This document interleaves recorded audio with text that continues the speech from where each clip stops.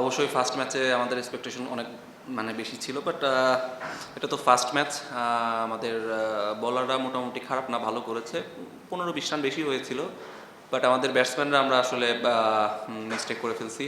আর আমাদের top order থেকে যদি একটা বা দুইটা পার্টনারশিপ হতো তাহলে হয়তো খেলার সিনারিটা চেঞ্জ হয়ে যেত। But its first match, so এখানে থেকে আমাদের শেখার অনেক কিছু আছে। ইনশাল্লাহ নেক্সট ম্যাচে আমাদের সবাই এই মিস্টেকগুলো থেকে শিখে আসবে আবার।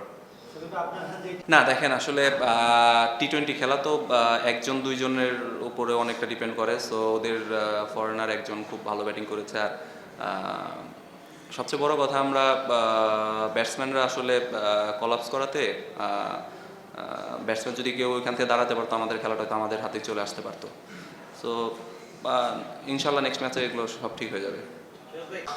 এটা আমি জানি না ম্যানেজমেন্টেরই, বাট আমাদের হয়তো সামনে সৌম্য এমন আরও ফরেনার আসতে পারে। সো তখন হয়তো আলাদা কিছু হতে পারে।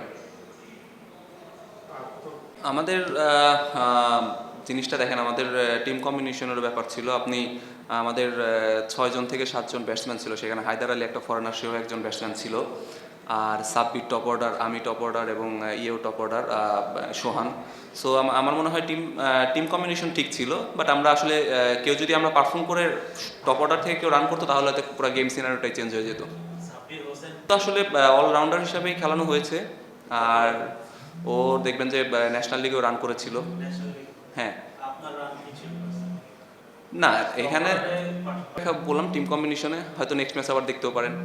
সো এটা তো ফার্স্ট ম্যাচে তো আর আসলে কেউ জানতে পারবে না যে কে ভালো করবে কে খারাপ করবে।